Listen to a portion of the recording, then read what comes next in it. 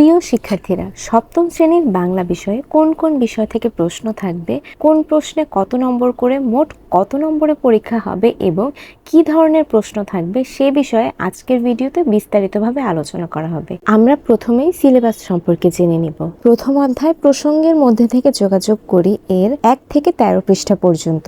দ্বিতীয় অধ্যায় প্রমিত ভাষায় কথা বলি 14 থেকে 25 পৃষ্ঠা। অর্থ বুঝে বাক্য লিখি অধ্যায়ের 26 থেকে 59 পৃষ্ঠা। চারপাশে লেখার সাথে পরিচিত হই থেকে 60 থেকে 71 পৃষ্ঠা। বুঝে পড়ি ও লিখতে শিখি এর 72 থেকে 86 এবং 95 থেকে 103 পৃষ্ঠা। ষষ্ঠ অধ্যায়ের সাহিত্য পড়ি লিখতে শিখি থেকে 117 থেকে 35 এবং 154 থেকে 162 পৃষ্ঠা পর্যন্ত।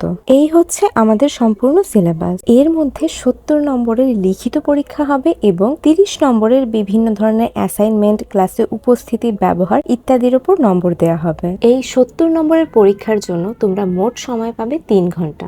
সেখানে তোমাদের 15টি এমসিকিউ অর্থাৎ একটি প্রশ্নের 4টা অপশন দেয়া থাকবে, সেখান থেকে তোমাদের একটি পছন্দ করতে হবে। 10টি থাকবে এক কথায় উত্তর, যেমন তোমার নাম কি, এই রকম ধরনের প্রশ্ন থাকবে 10টি, যেগুলো এক কথায় উত্তর দিতে হবে। সংক্ষিপ্ত প্রশ্নের উত্তর থাকবে 10টি এবং 10টি থেকে 10টিরই উত্তর দিতে হবে। প্রতিটি প্রশ্নের জন্য নম্বর থাকবে 2। তারপর থাকবে রচনামূলক প্রশ্ন।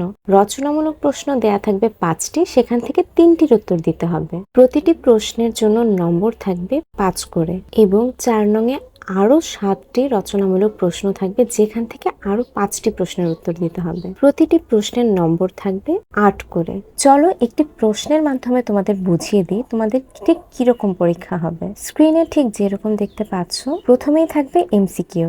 প্রথমেই রয়েছে পিরামিড কি ধরনের লেখা। 4টি অপশন রয়েছে, সেখান থেকে তোমাদেরকে সঠিক উত্তরটি বেছে নিতে হবে। সঠিক উত্তরটি হলো বিবরণমূলক। তারপরে রয়েছে আবুর মনে ভয় কেন।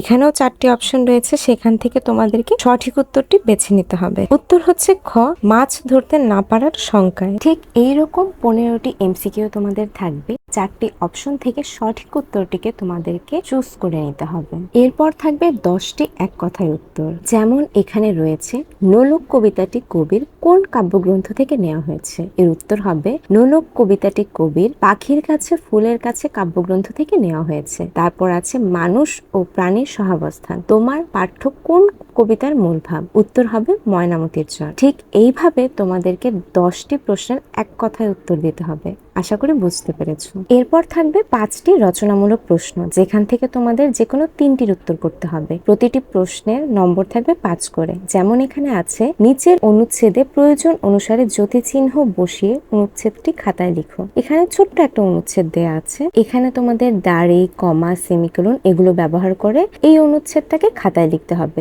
যদি সব ঠিকঠাক ব্যবহার করতে পারো তাহলে 5-এ 5 পেয়ে যাবে। এরপর রয়েছে নিচের শব্দগুলো থেকে সমাস ও প্রত্যয় সাধিত শব্দগুলো শনাক্ত করে খাতায় লিখো। এবার নিচে যে শব্দগুলো রয়েছে সেখান থেকে তোমাদের প্রত্যয় এবং সমাস ঠিকঠাক ভাবে লিখে দিলেই পেয়ে যাবে 5। এইভাবে তোমাদের যে কোনো 3টি প্রশ্নের উত্তর দিতে হবে। এরপর চলে যাচ্ছি 16 নংয়ে। এখানে তোমাদের 8টি রচনামূলক প্রশ্ন দেয়া থাকবে, সেখান থেকে যে কোনো 5টি প্রশ্নের উত্তর করতে হবে। দেখতে পাচ্ছ এখানে ছোট্ট একটা উদ্দীপক দেয়া আছে, সেই উদ্দীপকের সাথে মিল রেখে এবং তোমাদের বইয়ে যা পড়েছো তার সাথে মিল রেখে তোমাদের বিশ্লেষণ, যুক্তি এখানে তুলে ধরতে পারো। ঠিক এইভাবে করে তোমাদের আরো 8টি থেকে যে কোনো 5টি প্রশ্নের উত্তর দিতে হবে। প্রতিটি প্রশ্নের নম্বর থাকবে 8। আশা করি সবাই খুব ভালোভাবে বুঝতে পেরেছো। এরপরেও কারো যদি কোনো বুঝতে সমস্যা হয় তাহলে আমাকে অবশ্যই কমেন্ট করে জানাবে।